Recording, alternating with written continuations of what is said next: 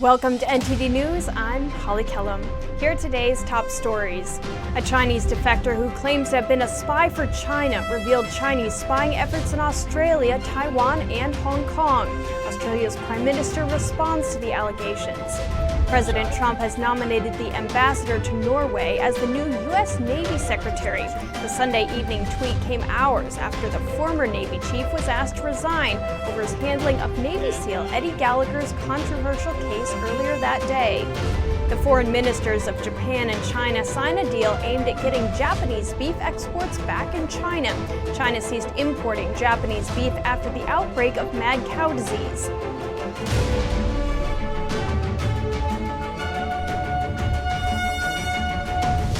Hong Kong's pro-democracy movement won a landslide victory in the city's district council elections last night. The pan-Democrat success is seen by many as a clear signal that the Hong Kong people support the city's ongoing pro-democracy protest. It's the city's only fully democratic election where the candidates are chosen directly by the people. It is a clear sign that Hong Kong people want democracy. Record numbers turned out to vote after almost 6 months of intense protests. 71% of registered voters cast ballots, compared with 47% 4 years ago. Many are unhappy about what they see as an erosion of their freedoms by the Chinese communist regime. While Hong Kong is technically part of China, Beijing agreed to grant the city special freedoms not enjoyed in the mainland when the UK handed it over in 1997. Nobody wants to live under a tyranny. Pro-democracy candidates will now occupy at least 388 of the 452 seats on Hong Kong's district councils. This is 263 seats more than they occupied last term. However, the results are still being finalized. It's quite astonishing about the high voting rate and the seats set for the pro-democracy side. Although insignificant, the popular vote was a tighter contest, with 57% of the total vote going to pro-democracy and 41% going to pro-Beijing candidates. We have still a long fight to go. Celebrities and activists were on the campaign trail for the pro-democracy cause. The face of the 2014 umbrella movement, Joshua Wong, was disqualified from running in the race by the Beijing-backed Hong Kong government. He was instead canvassing for others. But no matter how they suppress me, we will still continue our fight. Many in the pro-democracy movement celebrated the results as they came in early Monday morning. In the evening, newly elected councillors and their supporters descended on the Polytechnic University where they remain. Their goal is to secure the release of pro-democracy protesters who have been holed up there for 8 days. There are reportedly still several dozen pro-democracy protesters left in the university. Police say they will be arrested as soon as they leave the campus. Are extremely frightened, and they wouldn't want to leave where they are hiding themselves to search for food. Elected councillors remain at Poly University tonight. They're still campaigning to have the protesters released. The other big question in everybody's mind is, will the protests restart again now that the elections are over? Paul Graney, NTD News, Hong Kong. And Hong Kong democracy activist Joshua Wong said today that the city's peaceful and orderly turnout for the weekend's local elections shows that the city's people deserve democracy. Wong was seen greeting and thanking commuters for their support for his Plan B candidate Kelvin Lam, who won the South Horizon's West seat in Sunday's district council elections. Wong was the only person barred from running in the election. We are not only satisfying on electing the district council, we need to have direct election to elect our government. The chief executive of Hong Kong should be voted by us. Many residents shook hands or greeted Lam and Wong with smiles as pro-Democrats across the city celebrate a landslide victory after a record turnout. Wong said the vote is also a message to President Trump to support Hong Kong's call for freedom. And now is the time for the U.S. president to sign on the bill of the Hong Kong Human Rights and Democracy Act. We already show our belief. The House voted 417-1 in favor of the Hong Kong Human Rights and Democracy Act, and the Senate passed it unanimously last week. President Trump has not publicly signaled if he will sign the legislation, but said he had told the Chinese Communist Party's leader, Xi Jinping, that crushing the Hong Kong protests would be making a big mistake, and it would have a tremendous negative impact on the U.S.-China trade deal. U.S. Trade Advisor Peter Navarro said Sunday that White House lawyers are reviewing the Hong Kong bill. Australia dealt with 2 allegations against China over the weekend. One is about a supposed plot to install a Chinese agent in Australia's federal government. The other is about Beijing's efforts to meddle in Australia, Taiwan, and Hong Kong. An explosive report made waves in Australia on Sunday, detailing a plot to plant a Chinese agent in Australia's parliament. The report comes from news show 60 Minutes and comes a day after 2 Australian newspapers reported that a Chinese defector claimed to have been a spy for China and was seeking asylum with his wife and son. On Sunday, 60 Minutes also aired an interview with the defector, who admitted to espionage efforts in Hong Kong and also in Taiwan, an island that China claims as its own and is holding presidential elections in January. Taiwan was the most important work of ours. The infiltration into media, temples, and grassroots organizations. Australia's intelligence bureau ASIO on Sunday said they were taking the reports seriously. They also said investigations were already underway before reports were made public. On Monday, Prime Minister Scott Morrison commented on the allegations. I'm not going to draw any conclusions about that one way or the other, as is appropriate. What I can say is Australia is not naive to the threats that it faces more broadly. I would caution anyone leaping to any conclusions about these matters. That's why we have these agencies. I'm not, but I do find the allegations troubling and disturbing.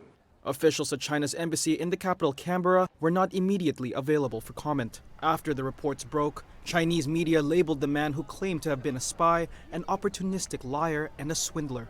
Morrison said the defector's asylum claim would be assessed on its merits. President Trump announced yesterday he intends to nominate Ambassador to Norway Kenneth Braithwaite to replace Navy Secretary Richard Spencer. Spencer was asked to resign over his handling of Navy SEAL Eddie Gallagher's case earlier that day.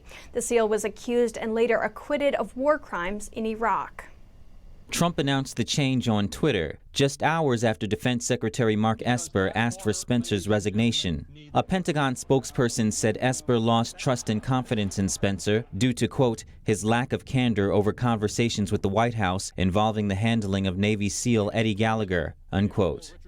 Trump expressed his displeasure with the way the Navy was pursuing Gallagher's case. He wrote that Gallagher was treated very badly, but was completely exonerated on all major charges. He added that he restored Eddie's rank, referring to his recent order to restore Gallagher's rank.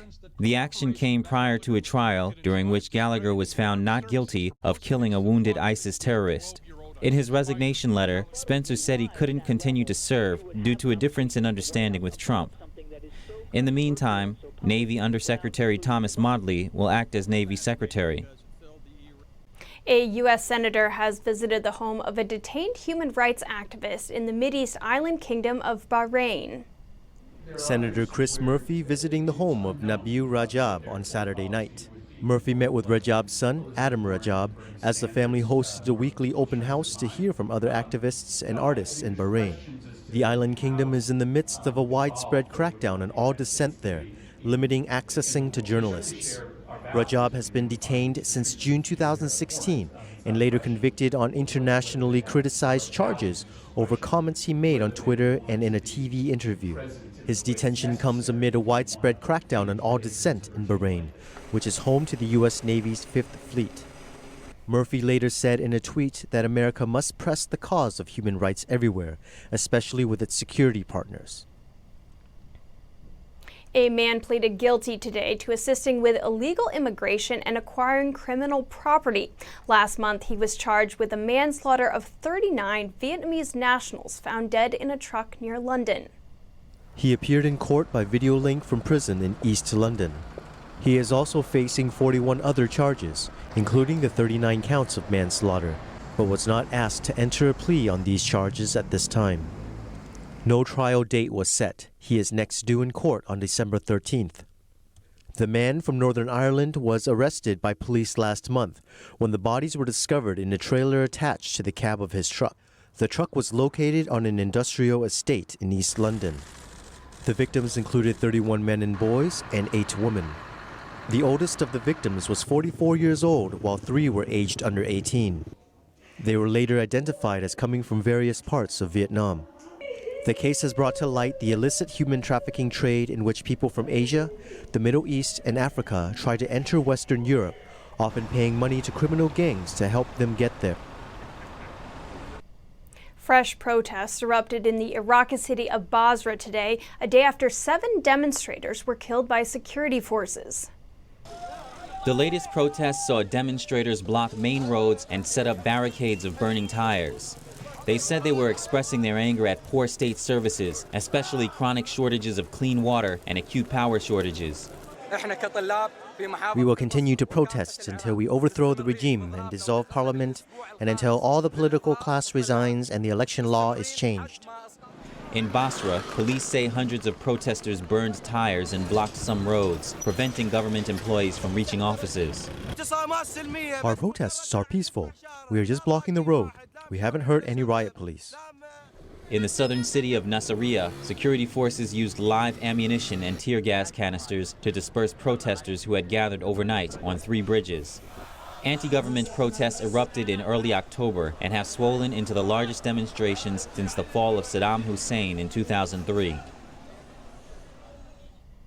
Authorities said today that a measles epidemic sweeping through Samoa continues to worsen. The death toll has risen to 25. Their median age, 13 months old. The deaths include 24 children under the age of 5, 11 of whom were infants under 12 months old. Samoa's Director General of Health said most measles patients admitted into their care are in a severe state, unlike the first few admissions. He said more than 140 new cases of people contracting the virus had been recorded within the past day, bringing the total to about 2,200 cases since the outbreak began last month. I don't know how they are getting it. So it has to come from something that's not proper. So there is investigation going on. Samoa declared a state of emergency 9 days ago, closing all its schools and banning children from public gatherings. At the same time, mandating that everybody to get vaccinated.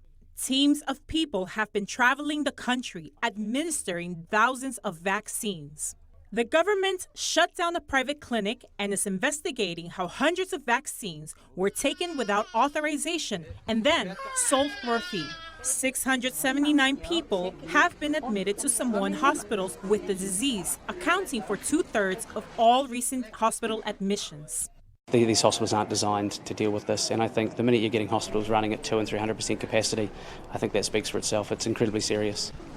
Tonga, Fiji, and New Zealand have also reported outbreaks of measles, but on a smaller scale than in Samoa. Chinese buyers scooped up at least 20 cargo containers of Brazilian soybeans last week. The decision was driven by uncertainty over a possible trade deal with the U.S. and sent them rushing to lock in supplies. According to anonymous traders, the purchases were for delivery when new harvest hits the market early next year. One of the traders said some U.S. and Argentinian cargo containers were also booked last week, totaling about 30 cargo containers. Chinese buyers have bought significantly fewer soybeans from the U.S. this year due to high import tariffs.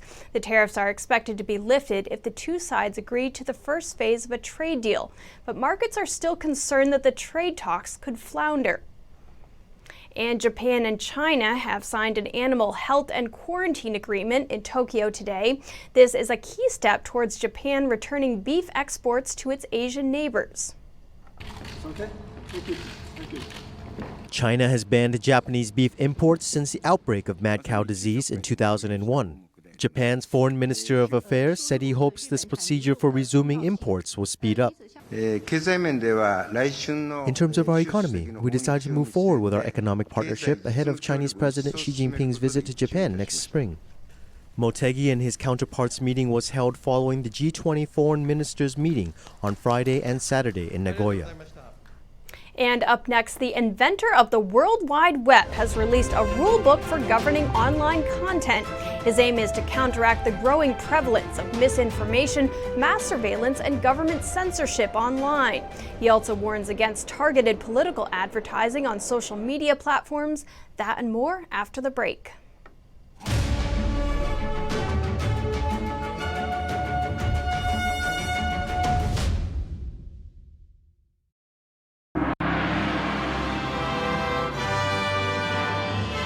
Oh, the show is phenomenal.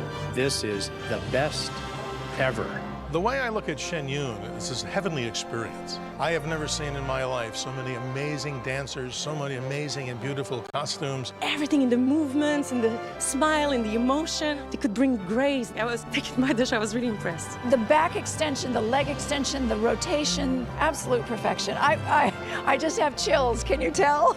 And the music is really extraordinary. It sounded like it was pre-recorded, like it was so perfect. And I looked down and I could see all the orchestra playing. It was hard to believe it was actual live music. It was so perfect. I like how it's not just beautiful with the colors and the music, but also it's funny because there's some storytelling elements to it. I love every moment, especially the message of the Chinese ancient culture. There's no other company in the United States that does this. My heart was touched tonight. And every time I see actors perform with grace and dignity like that, it's a spiritual experience in itself. I see God. I see the spirit of love and peace and the way that you would want the universe to be. The energy that I got from watching is that internal spirit that I think that we all have that comes from our Creator. And I could feel that in my heart and in my soul. I would tell my friends to see Shen Yun because it is life-changing. And you'll walk away feeling positive and like you want to help the world be a better place. Everyone should see something so pretty. Our kids are 6 and 8 years old, and they enjoyed it and would like to come back to see it again. I think it's for all people, and everyone needs to see it. Absolutely everyone.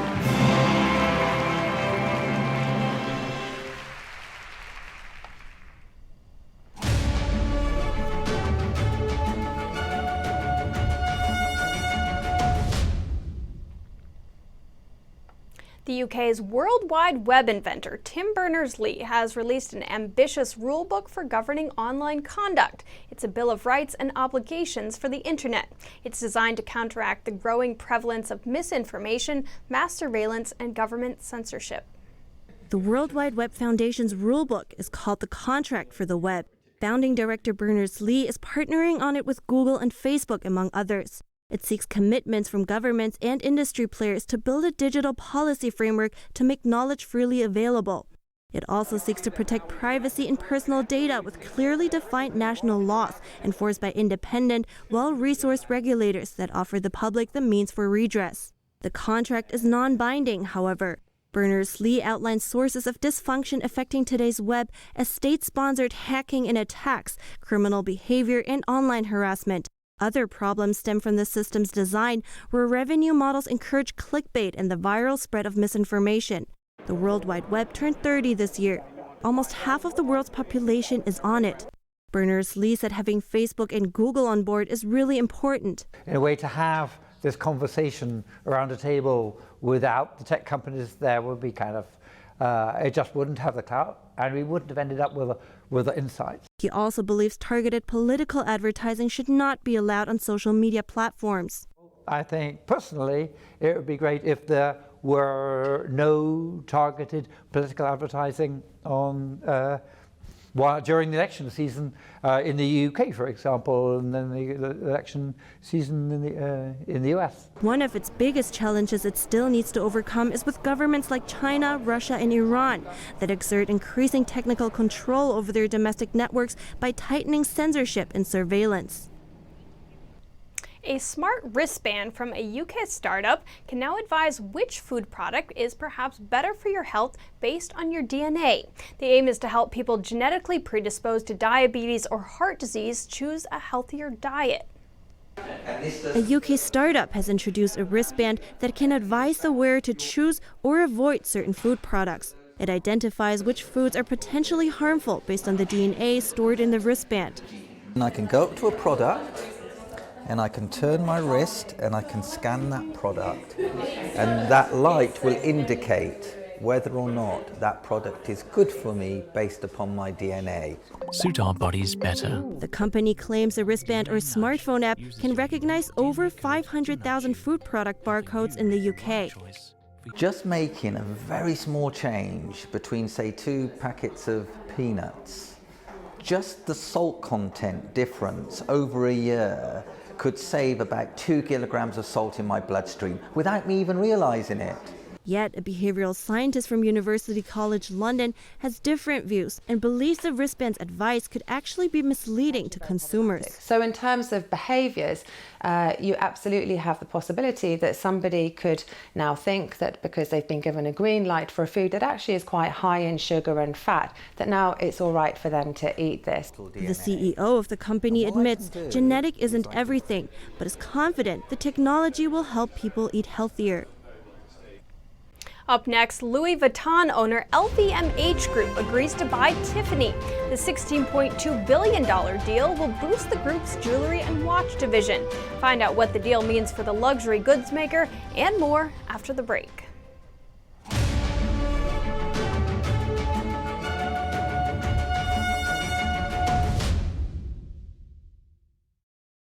When you look at TV networks in America, a soundbite and fight-it-out culture prevails on news and commentary programs. As a Canadian, I'm fascinated with America, and I wanted to offer American thought leaders an opportunity to share their thoughts in a deep dive format, where we can explore their ideas together.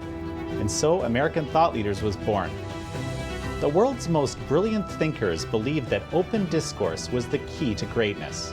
However, all around the world, we see that discourse is being stifled, and political agendas have subverted media. The Epoch Times launched its Global Thought Leaders program to bring back this great tradition of free thought. As the host of American Thought Leaders, every week I interview some of the most intriguing minds on the most pressing issues of our time. Be sure to check out our new episodes every week.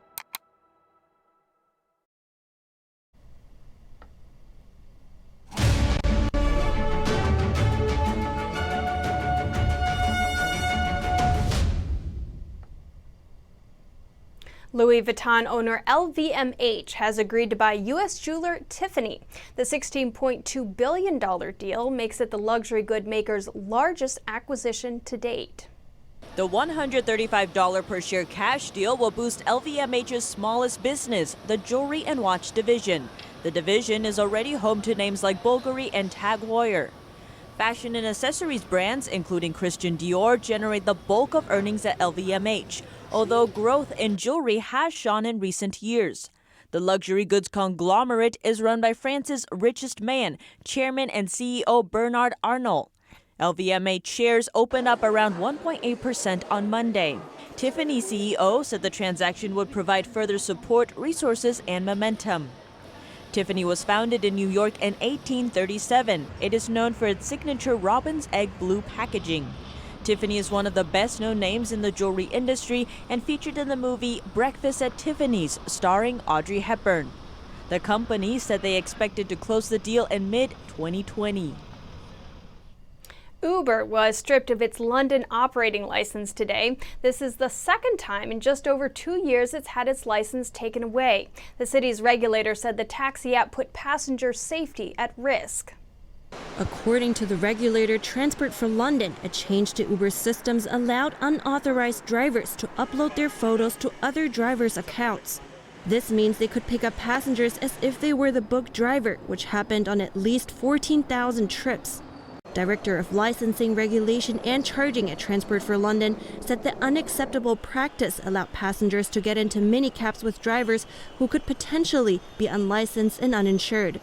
Uber company has 21 days to appeal the decision. It can continue to operate throughout the process, which is likely to include court action. Uber and Transport for London have been engaged in a long-running battle since the authority rejected a renewal request in 2017. It cited shortcomings in Uber's approach to reporting serious criminal offenses and driver background checks, prompting legal action. London Mayor Sadiq Khan acknowledged the decision may be unpopular with Uber users, but said their safety was of paramount concern. Up next, the 47th American Music Awards began last night in Los Angeles. The show remains the biggest fan-voted award ceremony in the country. More on the new faces and historic wins when we return.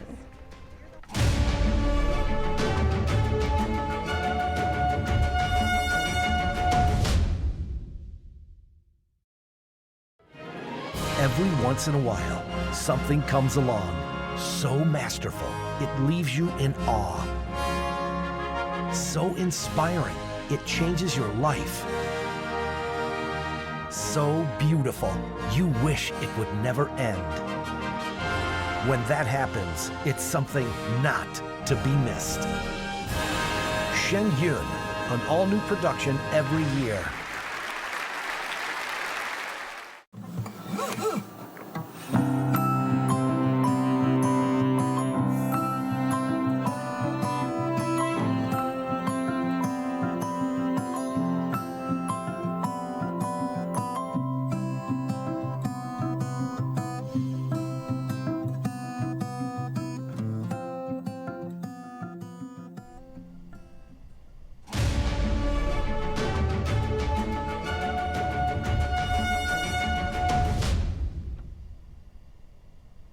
The 47th American Music Awards began last night in Los Angeles with the music industry's biggest names.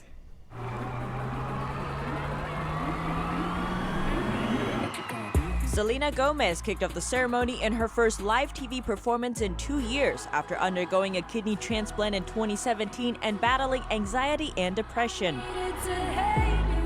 Billie Eilish. The first award of the night went to newcomer Billie Eilish for Favorite Artist Alternative Rock.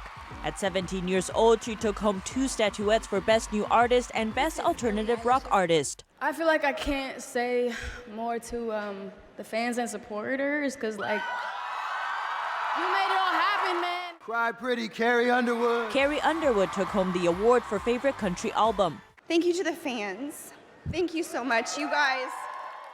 Dan and Shay. Also in the country music category, Dan and Shay won Favorite Country Song. Thank you to Country Radio for playing our songs, for Nashville supporting us, helping us make our dreams come true, and you guys, most importantly, each and every one of you, the fans. We could not do this without you. Senorita, Shawn Mendes and Camila Cabello. Collaboration of the year went to Camila Cabello and Shawn Mendes for their song Senorita. Thank you so much. Thank you so much to all of our fans. Known as the biggest fan-voted award show, the AMAs included a historic win by Taylor Swift this year. I love you guys. Thank you to the fans. You're everything to me. Honored was the Artist of the Decade award. She made history as the singer was the most AMA wins. Painters from around the world reviving the old master styles got together in New York City. NTD's Miguel Moreno has more on the gallery and the finalists participating in this year's NTD figure painting competition. Jennifer Gare is telling her grandfather a secret. He knew how to keep one, and that trust was part of why Gare decided to paint him. For me, he was actually the theme. He was pure kindness, he was pure beauty, he was the best man. He even was our best man when we got married, and I miss him very much. Gare is one of the finalists in NTD's 2019 International Figure Painting Competition. It's a competition that has made an effort to forge a path back to authentic fine arts. This is an opportunity to do just that for artists like Gare and Jesus Ingles. I think it's true that in the last few years, the arts have degraded a lot.